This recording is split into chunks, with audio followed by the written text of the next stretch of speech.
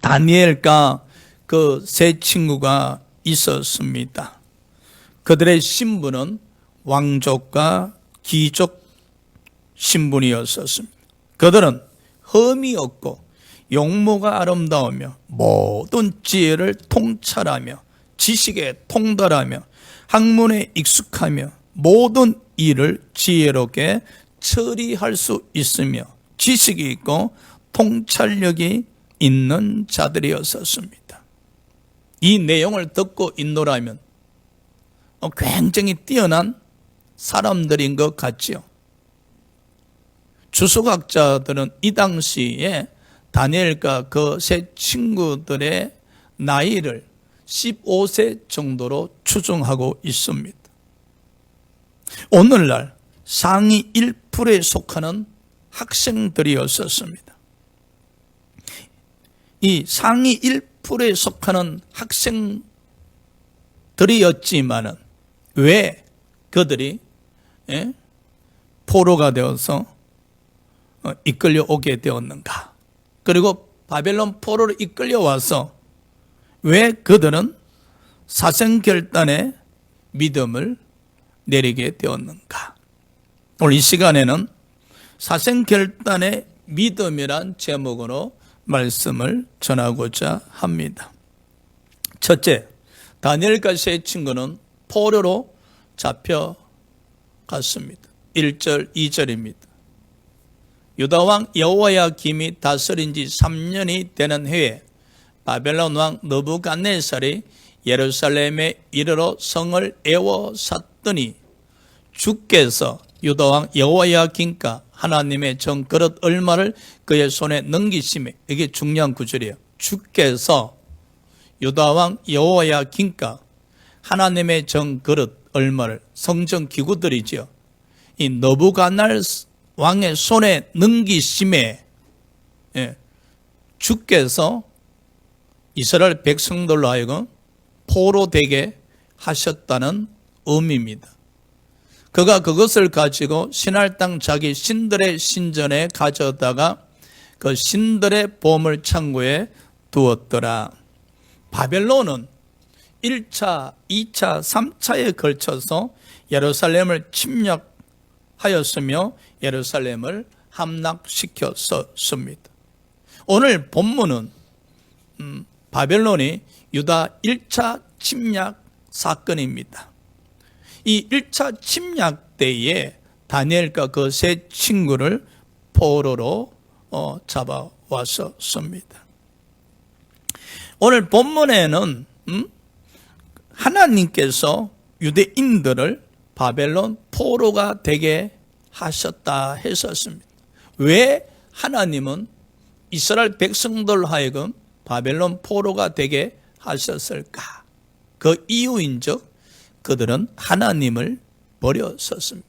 그 대신에 우상 숭배와 온갖 죄를 범하였었습니다. 그래서 하나님의 징계로 인해서 그들은 바벨론 포로가 될 수밖에 없었습니다.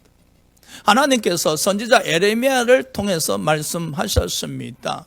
유다 백성들이 바벨론 70년 동안 포로가 되었다가 70년이 지난 이후에 고향에 돌아오리라. 그래서 이스라엘 백성들은 70년 동안 하나님의 징계로 바벨론 땅에서 또 바벨론의 지배를 받으면서 포로 생활을 할 수밖에 없었습니다. 하나님의 징계의 목적은 이스라엘 백성들이 회개하고 하나님께로 다시 돌아오게 하고자 함이었습니다.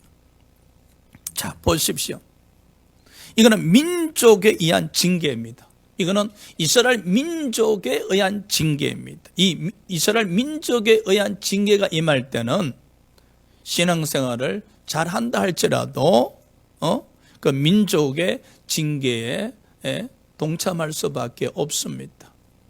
이 다니엘과 그 세 친구들은 소녀들이었음에도 불구하고 신앙생활을 아주 잘 했었음을 알 수가 있습니다. 그럼에도 불구하고 유대 민족의 일원이었기 때문에 하나님께서 유대 민족을 징계하셨습니다. 하심에 유대민족 일원으로서 포로로 잡혀올 수밖에 없었다는 사실입니다. 우리가 신앙생활하면서 자신의 잘못에 의해서 이렇게 포로가 될 때도 있고 제3자에 의해서도 포로가 될 때도 있고 민족이 하나님 앞에 죄를 범함으로 말미암아 포로가 될 때도 있습니다. 포로가 된다는 것은 자유를 잃어버린다는 것입니다. 포로가 된다는 것은 고통이 주어진다는 사실입니다. 이와 같이 이스라엘 백성들이 바벨론 포로가 되자 하나님께 원망 불평하기 시작했었습니다. 이사야 49장 14절 16절에 보니 이스라엘이 이르기를 여호와께서 나를 버리시며 주께서 나를 잊으셨다 하였었습니다. 여호와께서는 우리 이스라엘 백성을 버리셨나이다. 여호와께서는 우리 이스라엘 백성들을 잊어버리셨나이다 라고 원망 불평했었습니다. 과연 여호와 하나님께서는 이스라엘 백성들을 버렸었을까요? 아닙니다. 여호와께서 이르시되 내가 너를 내 손바닥에 새겼고 결코 버리지 아니하였다 했었습니다. 하나님께서 이스라엘 백성들을 징계의 목적으로 바벨론 포로가 되게 하셨지 결코 이스라엘 백성을 버리지 아니하셨다는 사실입니다. 때로는요, 우리가 신앙생활 하는 가운데에 하나님이 우리를 향한 목적이 있어서 우리를 하여금 포로가 될 때가 있을 겁니다. 하나님께서 우리를 향한 목적이 있어서 그 목적을 이루시기 위해서 포로가 되게 하실 때 있을 겁니다. 우리는 그때 하나님께 나와서 우리를 버리셨나니, 우리를 잊어버리셨나니 라고 원망 불평하기보다는 포로 가운데서도 하나님의 사랑을 회복하고 기억하고 기도하는 신앙인들이 되셔야 될 줄 믿습니다. 저나 여러분들 중에 때로는 이 물질의 포로가 되기도 하고 건강이 훼손되어서 포로 되기도 하고 얽히고 설킨 문제들로 인해서 포로 되기도 하실 겁니다. 그래 할지라도 우리는 원망 불평하기보다는 하나님의 사랑을 회복하고 하나님의 사랑을 기억하고 그 하나님의 사랑이 더욱더 우리에게 넘치도록 기도하는 사람들이 되셔야 되실 겁니다. 할렐루야. 두 번째, 다니엘과 그 세 친구는 정체성을 변질 당하게 됩니다. 7절입니다. 우리 다 같이 합독합시다. 시작. 한간장이 그들의 이름을 고쳐 다니엘은 벨드사살이라고, 하나냐는 사다락이라고, 미사엘은 메삭이라고, 아사랴는 아벤노고라 하였더라. 바벨론의 한간장은 다니엘과 그 세 친구들의 이름을 개명시켰습니다. 이는 민족성과 정체성을 변질시키고자 시도하는 것이었습니다. 다니엘을 벨드사살, 하나냐는 사드락, 아사랴는 아벤노고 등 바벨론 이름으로 개명시켜서 부르기 시작했었습니다. 본래 다니엘의 이름은 하나님과 연관된 이름입니다. 다니엘 부를 때마다 하나님이 생각난 이름이었고 하나님을 기억하는 이름이었었습니다. 그러나 이제 다니엘 이름을 벨드사살, 이제 사람들은 벨드사살아 부릅니다. 이 벨드사살은 우상과 연관된 이름입니다. 다니엘의 이름은 본래 하나님과 연관된 이름이었으나 이제 벨드사살이라는 이름으로 개명시켜서 부를 때마다 우상과 연관된 이름이 되어버렸었습니다. 이는 정체성을 변질시키고자 하는 시도입니다. 우리가 신앙생활 하면서 여러분, 이 정체성이 우리 자신도 모르게 변질될 때가 참 많이 있습니다. 가끔은 그렇습니다. 저분이 신앙인인지 세상 사람인지 구분이 되지 아니할 때가 있다고 합니다. 어떤 모임에 가면은 그 모임의 아주 리더자가 되어서 세상 사람보다 더 신나게 그 모임을 이끌어 나가곤 합니다. 그때 보면은 저분이 세상 사람임에 틀림이 없다. 그런데 그분이 또한 교회에 오시면은 찬양하고 하나님의 백성의 신분으로 또 정체성을 유지하는 것 보면은 세상에 갔을 때는 세상 사람, 교회에 왔을 때는 신앙인, 정체성에 혼돈이 있는 것이죠. 세상 사람이 되곤 하기도 하고 하나님의 백성이 되곤 합니다. 성경은 우리에게 말씀하셨습니다. 양다리를 걸치면 안 된다. 확실하게 결정해라.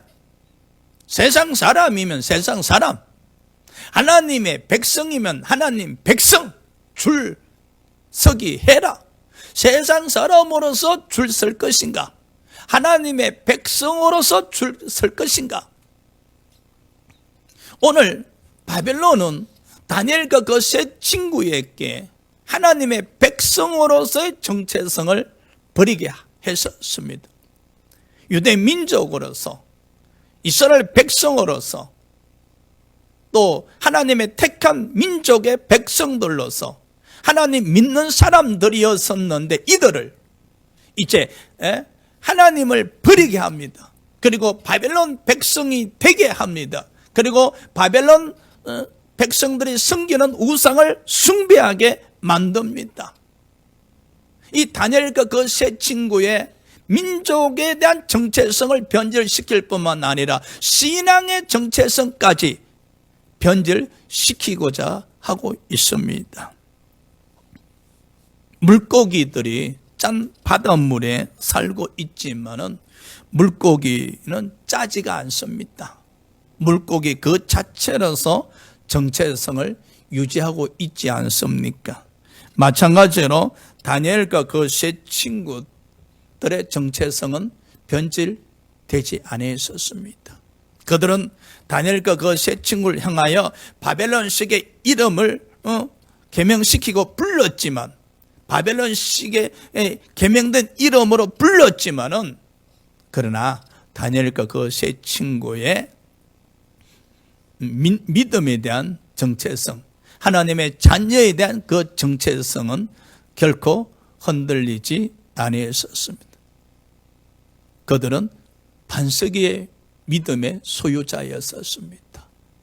그 바벨론이라는 거대한 태풍과 같은 환경에 처해 있었지만 그 바벨론의 그 권력이 그들의 정체성을 변질시키기 위해서 힘으로 다스렸지만은, 다니엘과 그 세 친구는 다니엘의 그 바벨론의 그 거대한 힘 앞에 굴복당하지 않았었습니다. 그들은 다니엘과 그 세 친구의 이름까지는 개명시킬 수 있었지만은 하나님의 자녀란 신분의 정체성은 변질시킬 수가 없었다는 사실입니다. 소년이었음에도 불구하고 참 믿음의 사람들로서 우리를 하여금 숙연하게 만드는 장면입니다. 일제 식민지 시대 때에 일본 사람들도 우리 민족성 말살 정책으로 창시 개명을 했었습니다. 이때 많은 사람이 일본의 앞잡이가 되어 우리 민족을 괴롭히는 매국노 생활을 했었습니다. 그때 그들은 일본 이름을 자랑했었습니다. 조선인의 이름을 부끄럽게 여기고 숨겼습니다. 그들은 가능한 일본인 것처럼 행동을 했었습니다. 조선인의 신분을 숨겼었습니다. 그들은 조선인들이었으나 일본인으로 살고자 했었습니다. 이들은 정체성을 말살당한 겁니다. 왜? 그들은 일본의 앞잡이로 살아야만이 그들에게 유익했었기에. 우리는 가끔요, 일본 앞잡이가 되어서 정체성을 상실당한 매국노들처럼 유익을 위해서 욕심을 쫓다 보니 하나님의 자녀들로서 하나님의 자녀란 신분의 이 정체성을 변질시켜버릴 때가 있다는 사실입니다.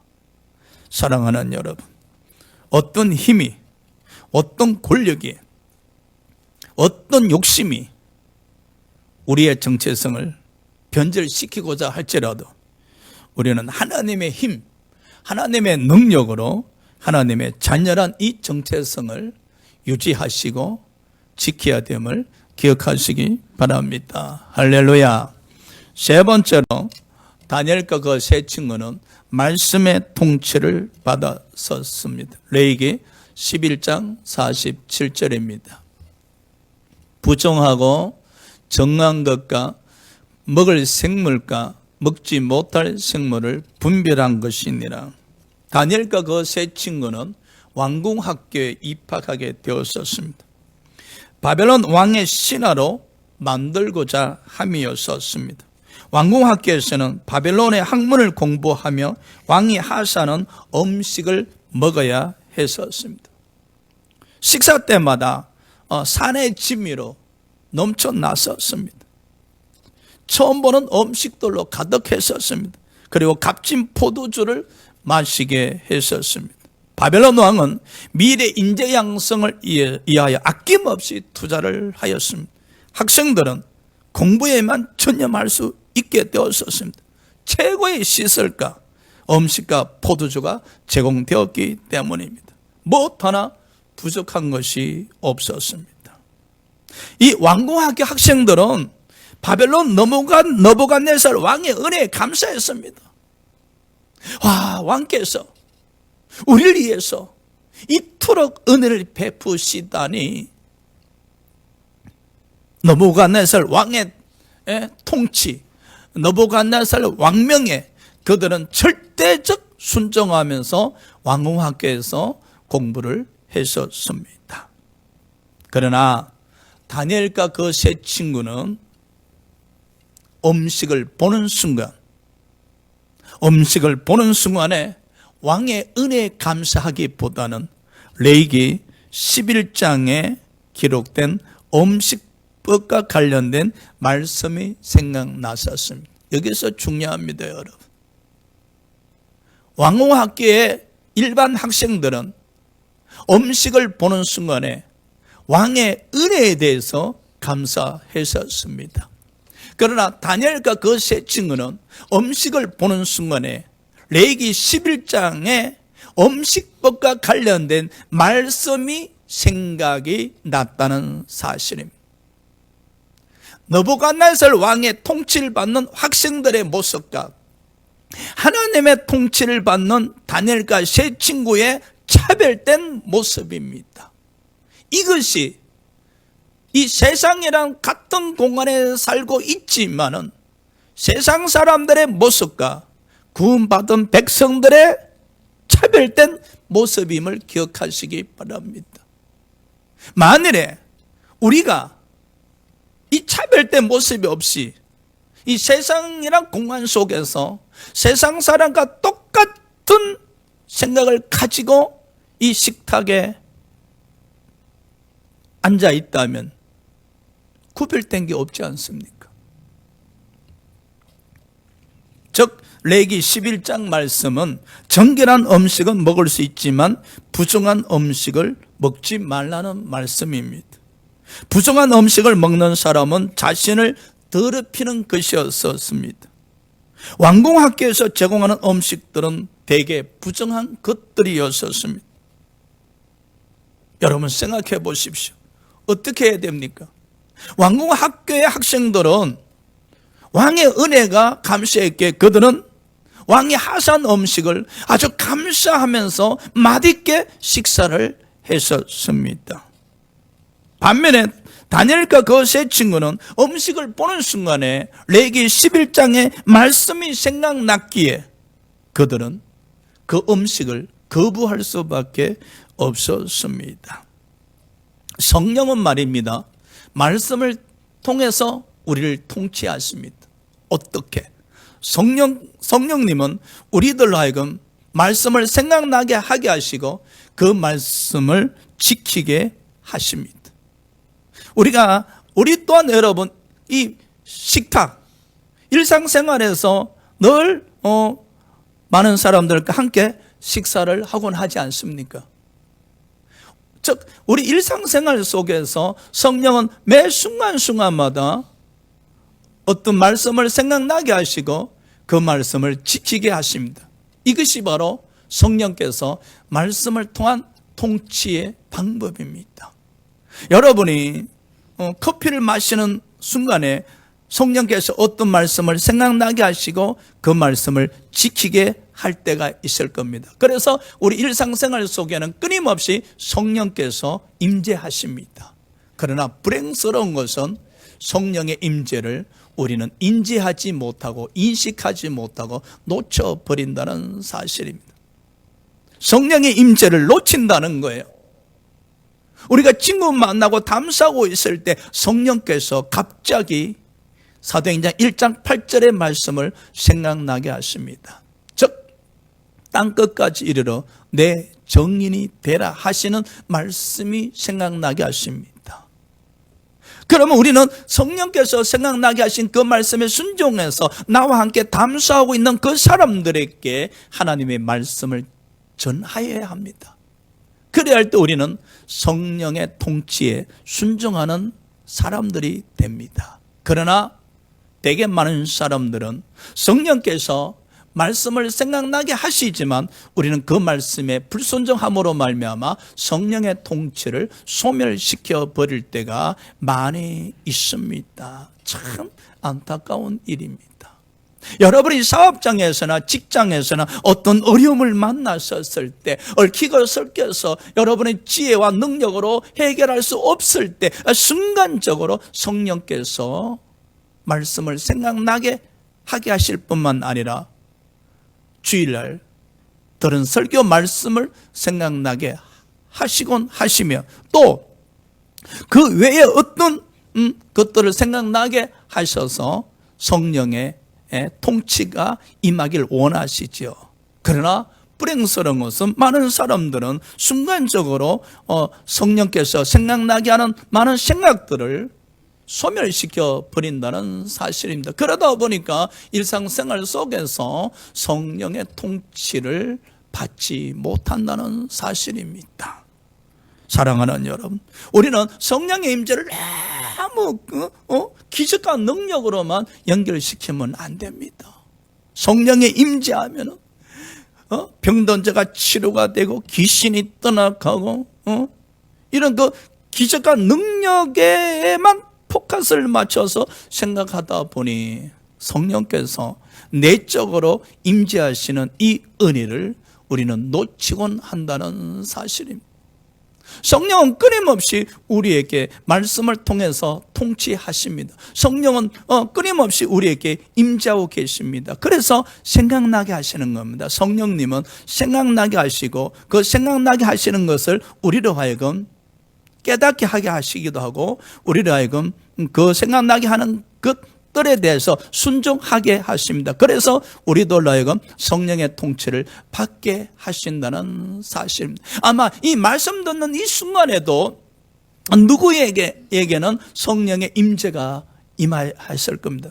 이 순간에 성령의 임재가 있을 것입니다. 말씀 듣는 가운데 깨달음이 솟아난다면은 그것은 성령께서 지금 임재하고 있다는 증거입니다. 그래서 우리는 성령께서 깨닫게 하는 그 깨달음에 우리가 아멘하고 순종하게 된다면 성령의 통치를 우리는 받아들이는 것입니다. 할렐루야.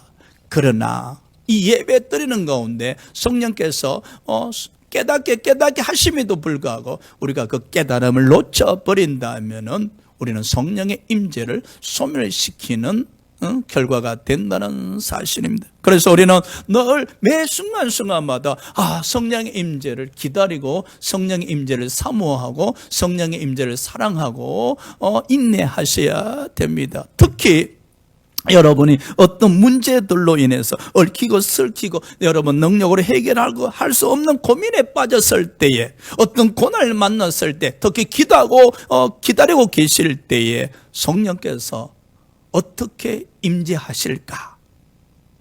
이런 문제들을, 이런 산더미 같은 문제를 해결하시기 위해서 성령께서 순간적으로 나에게 어떻게 임재하셔서 나를 통치하시고 그 문제들을 해결하게 하실까? 기다림이 여러분의 소망이 되셔야 됩니다. 할렐루야. 오늘 다니엘과 그 세 친구를 보십시오. 식탁에서 성령의 통치가 임했습니다. 여러분, 식탁에서 여러분 또한 여러분은 하루에 33번 식탁을 맞이합니다. 식탁에서 그냥 많은 학생들이 모여서 식사하고자 하는 그 식탁에서, 웅성웅성하는 그 식탁에서, 그런데 그 순간에 성령의 통치가 임한 것입니다. 즉 레위기 11장의 말씀이 생각난 것입니다.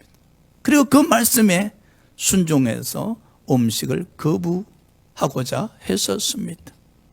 여러분 식탁에서도 성령의 임재를 체험하시기를 주의 이름으로 축복합니다. 할렐루야. 그럼요. 이런 말이 있습니다. 로마에 가면 로마의 법을 따르라는 말이 있습니다. 바벨론 포로로 잡혀왔으면 바벨론의 법을 따라야 하는 것입니다. 더더욱 학생은 학교의 규칙을 따라야 되는 것이 당연한 것입니다. 그런데 다니엘과 그 세 친구에게는 지금 성령의 통치가 임했습니다. 그러나 반면에 다니엘과 그 세 친구는 학생들이기에 학생의 규칙을 따라야 할 의무가 있습니다. 여기서 여러분 딜레마가 있을 겁니다. 바벨론 포로로 살 것인가? 하나님의 백성으로 살 것인가? 바벨론 왕의 지배를 받는 모범적인 학생이 될 것인가? 하나님의 지배를 받는 믿음의 학생이 될 것인가?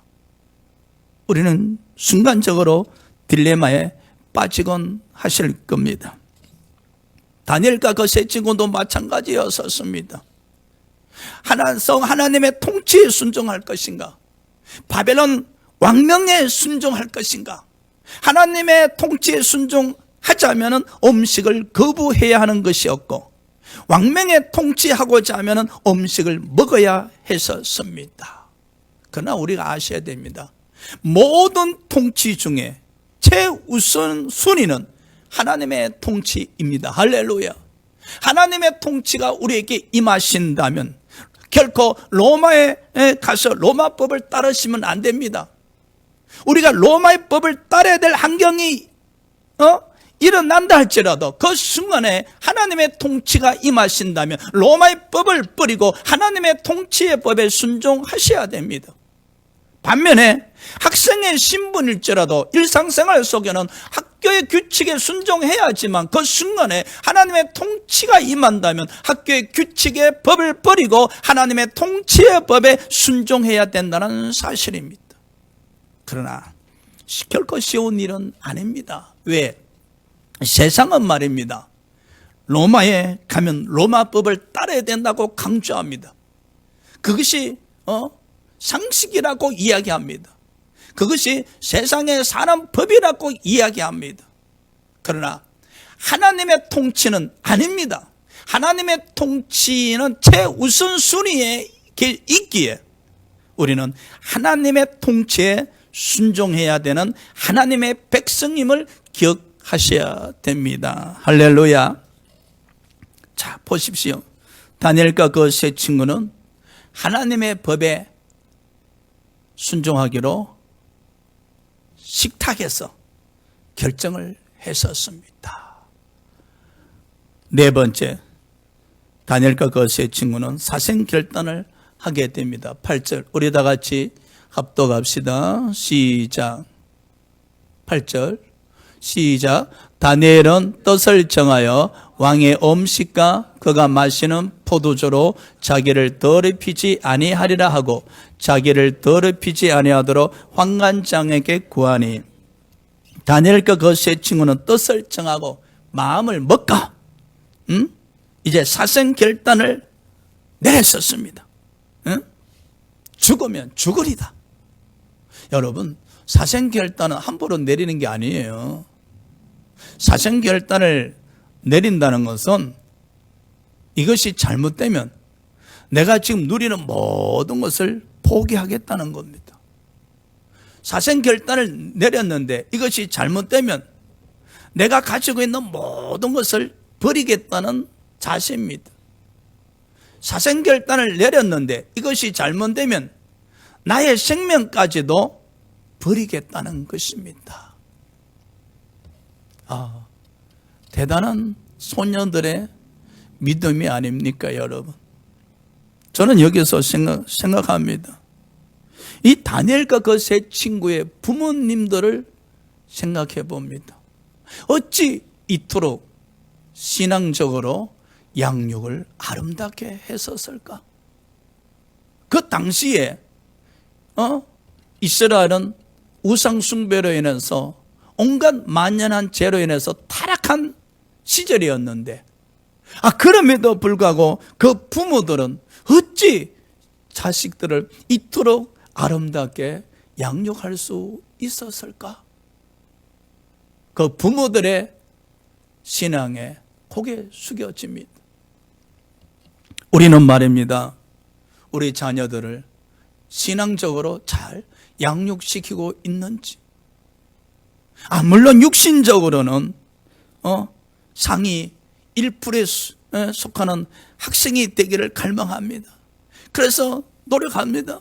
기도하기도 합니다. 그 상위 1%에 속하는 학생을 만들기 위해서 온갖 노력을 다 쏟아붓지만은 영적으로 상위 1%에 속하는 하나님의 자녀가 되기 위해서 우리는 어떤 노력과 어떤 투자를 하고 있는지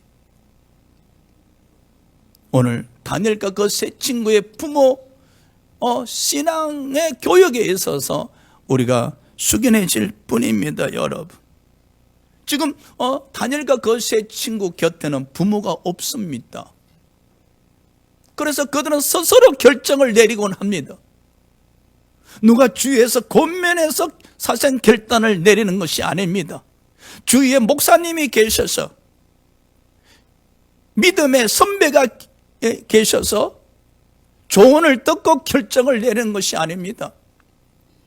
다니엘과 그 세 친구는 어린 소녀들임에도 불구하고 스스로 결정을 내렸었습니다. 이들의 독립적인 신앙이 너무나 아름답습니다. 너무나 많은 사람들은 종속적인 신앙에 의해서 교회가 어려움을 만나면 흔들리지 않습니까?